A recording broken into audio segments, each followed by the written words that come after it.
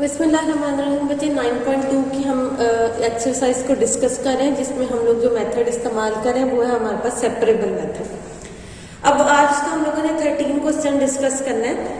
तो देखिए, हमने कहा हुआ था कि सेपरेबल मेथड में डी वाई के कॉफिशेंट्स को एक तरफ कर लेने और डी एक्स वाले कॉफिशेंट्स को हम लोग दूसरी तरफ कर लेंगे। यहाँ पे जरा गौर करें, अगर सेपरेट करके देखें तो हम लोग पहले देखते हैं कि ये सेपरेट होते भी हैं कि नहीं। अगर यहाँ पे x वाले फैक्टर्स को अगर मैं पहले ई एक्स के साथ मल्टीप्लाई करूँ वो आ जाएगा ई एक्स प्लस ई एक्स डी। अभी ये रफली मैं आप लोगों को करके बता रही हूँ, x e raised to power minus y. ठीक है, आगे अब जरा गौर किया जाए तो हम लोगों ने डी वाई वाली टर्म्स एक तरफ लेके जानी है और डी एक्स वाली एक तरफ लेके जानी है। तो अगर ये दो टर्म्स में x आता है तो x प्लस ई की पावर x, इस टर्म को उठा के अगर मैं इधर ले भी आऊं तो उस टर्म के साथ y भी आ रहा है कॉमन। तो आप लोग जिस मर्जी तरह इसको सेपरेट करके देख लीजिएगा, इसमें सेपरेट नहीं होना। और हम लोग जानते हैं इसको करना भी हमने सेपरेबल वाले मेथड से किया। तो हम लोग फिर क्या काम करें, इसको सॉल्व करने के लिए हम लोग अब एक चीज करेंगे, ई वाले फैक्टर्स को एक तरफ ले जाते हैं कि हमारे पास ई वाले दो फंक्शन आ रहे हैं, उनको उठा के एक तरफ ले जाते हैं, e raised to power minus y और e की पावर x इधर मल्टीप्लाई हो रहा है, इधर आके क्या हो जाएगा हमारे पास डिवाइड हो जाएगा।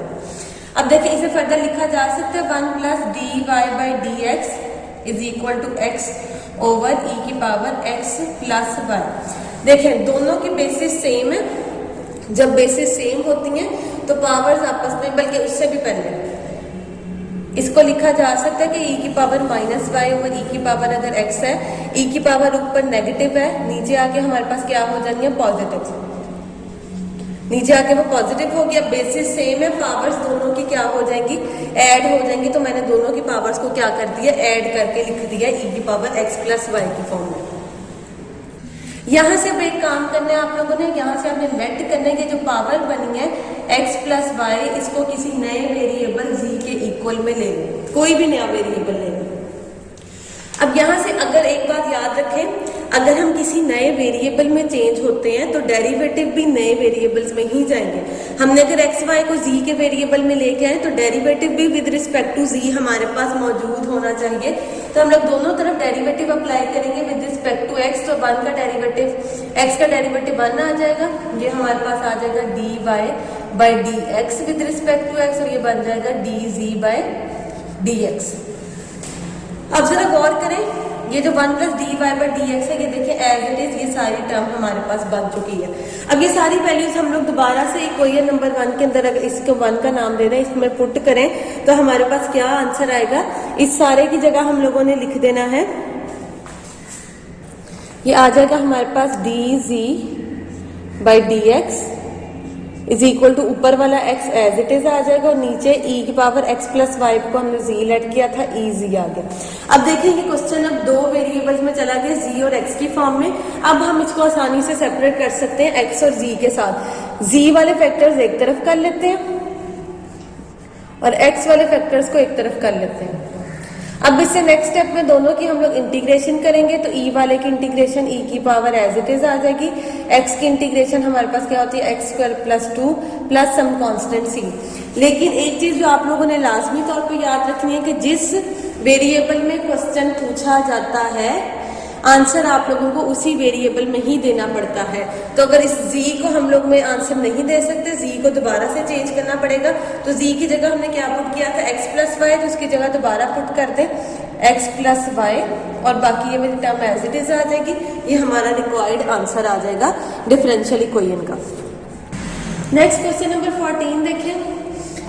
देखें, यहाँ पे उन्होंने e की पावर में दो टर्म्स दिया। अभी हमने डिस्कस किया था कि अगर बेसिस सेम हो तो पावर्स को हम लोग ऐड कर सकते हैं। तो सिमिलरली अगर पावर्स ऐड हो रही हो तो उनको बेसिस की फॉर्म में दोबारा लिखा जा सकता है।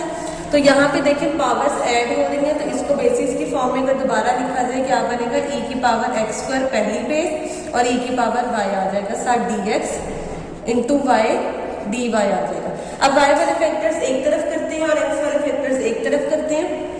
dx इधर है तो x की वैल्यूज हमारे पास इधर ही जाएंगी, e x स्क्वायर dx, ये वाला y वाला उधर चल के डिवाइड हो जाएगा, e raised to power y dy।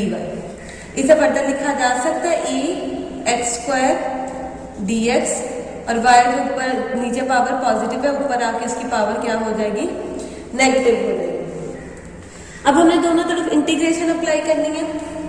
Next step में आपने दोनों के ऊपर क्या अप्लाई कर दिया, इंटीग्रेशन को अप्लाई कर दिया। अब यहाँ पे देखें e वाला फंक्शन है, अगर आप लोगों को रूल पता हो इंटीग्रेशन का, अगर e वाले फंक्शन का डेरिवेटिव साथ मौजूद हो तो e वाला फंक्शन आंसर में आ जाता है। अब देखें, अगर सपोज करें हम लोग ये करते हैं कि e की पावर x की इंटीग्रेशन होती है e की पावर x, क्यों? क्योंकि उसके पावर का डेरिवेटिव, पावर का डेरिवेटिव 1 वो साथ मौजूद होता है, तो e वाला फंक्शन खुद ब खुद आ जाता है। तो यहाँ पे पहले तो कंप्लीट करते हैं, e की पावर x स्क्वायर है तो पावर का डेरिवेटिव 2x आना चाहिए, लेकिन यहाँ पे तो सिर्फ x है तो हम लोग 2 के साथ मल्टीप्लाई भी कर देते हैं और 2 के साथ डिवाइड भी कर देते हैं ताकि हमारा फॉर्मूला कंप्लीट हो जाए। दूसरी तरफ देखें, दूसरी तरफ तो लाजमी तौर पे दो फंक्शंस आ रहे हैं कि उसका डेरिवेटिव अगर देखें तो सिर्फ -1 होना चाहिए था, लेकिन यहाँ पे तो वेरिएबल भी साथ आ रहा है, तो इसका मतलब है हम लोग ये रूल यहाँ पे अप्लाई नहीं कर सकते। तो यहाँ पे हमारे बाय पार्ट्स इंटीग्रेशन ही होगी, जिसमें हम फर्स्ट फंक्शन y को रख लेते हैं, सेकंड फंक्शन इसको रख लेते हैं। रूल क्या होता है, first function as it is आ जाएगा, सेकंड फंक्शन की आ गई हमारे पास इंटीग्रेशन, माइनस सेकंड फंक्शन की आ गई हमारे पास दोबारा से इंटीग्रेशन, और फर्स्ट फंक्शन का हमारे पास आ गया डेरिवेटिव। यहाँ पे देखें, अब फंक्शन का साथ डेरिवेटिव हमारे पास मौजूद है, तो हमने कहा था कि e वाला फंक्शन एज इट इज आ जाता है, तो 1/2 बाहर वाला एज इट इज आ गया और e की पावर x स्क्वायर इसकी इंटीग्रेशन आ गई। दूसरी तरफ देखें, ये माइनस स्टार्ट में लिखा जा सकता है, minus e raise to power minus y, ये माइनस बाहर निकल के प्लस हो जाएगा, e raise to power minus y dy आ जाएगा। आगे देखिए, ये हमारे पास बन जाएगा minus y e raise to power minus y as it is आ गया। ई वाले फंक्शन की दोबारा से इंटीग्रेशन करनी है, वो आ जाएगा e raise to power minus y over -1 plus some constant थी, ये वाली टर्म एज इट इज आ जाएगी। अगले स्टेप में आप इस माइनस को इधर अप्लाई कर दें तो ये आप लोगों का रिक्वायर्ड आंसर आ जाएगा। नेक्स्ट क्वेश्चन नंबर 15 देखें। सबसे पहले तो उन्होंने इक्वालिटी के दोनों एक ही साइड पे टर्म्स दी गई हैं, तो पहले तो इक्वालिटी के दूसरी साइड पे एक टर्म लेके जाइए, बनेगा 2x cos of y dx is equal to, इस टर्म उठा के इस तरफ ले जाए तो बनेगा minus x square secant y minus sine y into d y. अब x वाले फैक्टर्स को एक तरफ करना है, तो x वाले फैक्टर्स हमारे पास ये 2x एज इट इज आ जाएगा, ये x स्क्वायर इधर मल्टीप्लाई हो रहा था, इधर आके डिवाइड हो गया, dx आ गया। y वाले फैक्टर्स को उठा के दूसरी तरफ लेके चलते हैं, ये हमारे पास आ जाएगा minus secant y minus sine y as it is आ गया, और ये जो cos y इधर मल्टीप्लाई हो रहा था, इधर आके हमारे पास क्या हो जाएगा, डिवाइड हो जाएगा। अब हम यहाँ पे अगर इन्हें एक्सपेंड करके लिखें, ये आ गया 2x x स्क्वायर dx। यहाँ पे पहले तो ऐसा करते हैं, माइनस अंदर अप्लाई कर देते हैं। माइनस अप्लाई करने से हमारे पास क्या होगा, ये टर्म पहली वाली, ये साइन वाली पहले वाली ये नेगेटिव हो जाएगी, उधर वाली पॉजिटिव हो जाएगी। पॉजिटिव वाली को पहले लिख देते हैं, sine y over cos y, fraction साथ सेपरेट कर लें, minus secant y over cos y into d y. दोबारा से देख लें क्या काम किया, दोनों फ्रैक्शंस को सेपरेट किया, सीकेंड के साथ cos को और साइन के साथ cos को सेपरेट कर दिया और माइनस अप्लाई कर दिया। तो माइनस अप्लाई करने से ये वाली टर्म ने नेगेटिव हो जाना था, उसको बाद में लिख देना था, साइन वाली ने पॉजिटिव हो जाना था, उसको पहले लिख देना था। इसको फर्दर लिखा जा सकता है, साइन ओवर cos हमारे पास tan y के इक्वल होता है, ये tan y आ गया, और सीकेंट y और cos y है। cos y का इन्वर्स सीकेंट होता है, cos को उठा के दोबारा से ऊपर लेके जाएंगे, इसने दोबारा से सीकेंट बन जाना है, तो ऊपर वाले सीकेंट के साथ मिलके इसने क्या हो जाना है, secant square into d y आ गया, और ये x मल्टीप्लाई 1 के साथ हमारे पास, बल्कि इसे अभी ऐसे ही रहने दें, मैं बताती हूँ इसे क्यों नहीं हमने करना,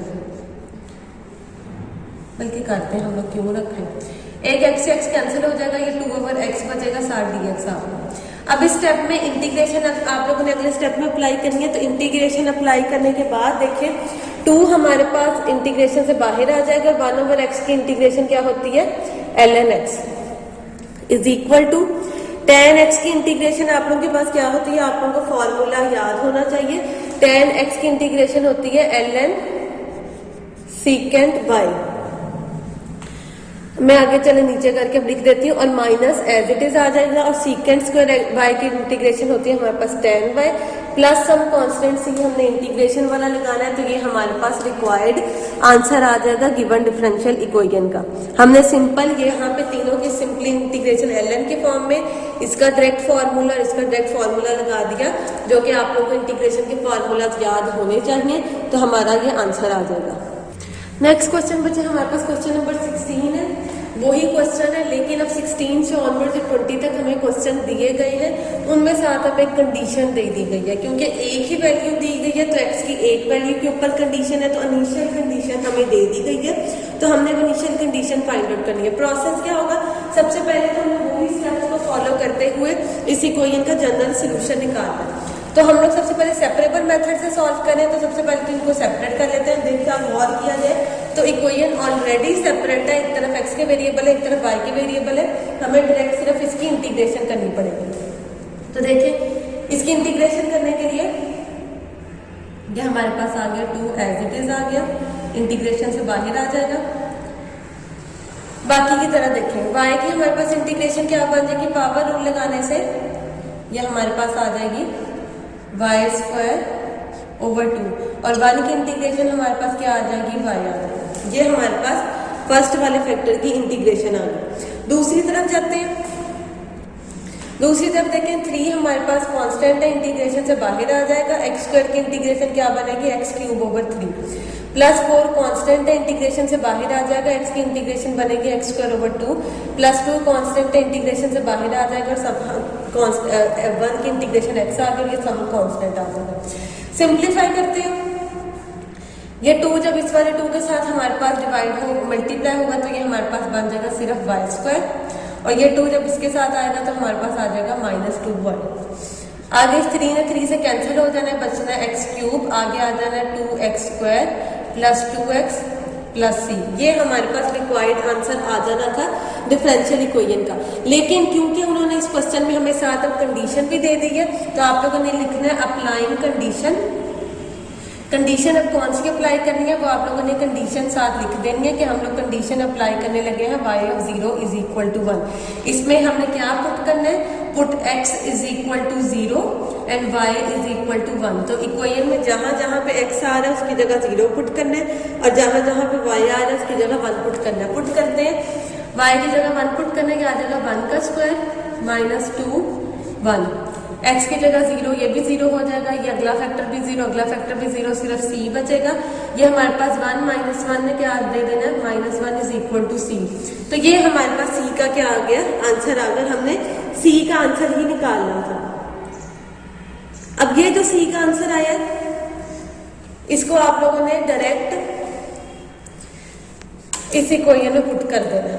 ये सारी इक्वेशन एज इट इज लिखनी है, मैं सी का आंसर यहाँ पे -1 पुट कर दूंगी तो ये आपका रिक्वायर्ड पर्टिकुलर सोल्यूशन आएगा। अगर सी की वैल्यू नहीं निकालते तो जनरल सोल्यूशन होता है, सी की वैल्यू हम लोगों ने निकाल ली है तो ये हमारे पास पर्टिकुलर सोल्यूशन होगा, ये हमारा रिक्वायर्ड आंसर होगा। अब आप लोगों ने एक चीज याद रखना, पीछे जो आंसर दिया वो उन्होंने बहुत ज्यादा सिंप्लीफिकेशन करके दिया होता है तो वो करने की जरूरत नहीं है। आपका जो भी आंसर निकला है आपने उसको बस अप्लाई कर देना है और वहीं तक बेशक छोड़ दें, आगे सिंप्लीफिकेशन ना करें, आपका आंसर ठीक होगा। नेक्स्ट अब कल आप लोगों ने खुद से क्या काम करना है, आप लोगों ने 17 और 18 क्वेश्चन खुद से करना है, उसको इंटीग्रेट करना है क्वेश्चन को और उसके बाद इस तरह उसके इनिशियल कंडीशंस आप लोगों ने अप्लाई कर देनी है। इनिशियल कंडीशन अप्लाई करने के बाद सी का आंसर निकाल लें। ये 2 क्वेश्चंस आप लोगों ने खुद करने हैं, नहीं होंगे तो मुझे बता देना है क्वेश्चन करके कि यहाँ से मसला आ रहा है तो मैं यहाँ से बता दें। मैंने कल आप लोगों को इसके लास्ट 2 क्वेश्चंस करवाने और पिछला जो 8 क्वेश्चन हम लोगों ने स्किप किया है वो क्वेश्चन हम लोग करेंगे और इस एक्सरसाइज को कल हम लोगों ने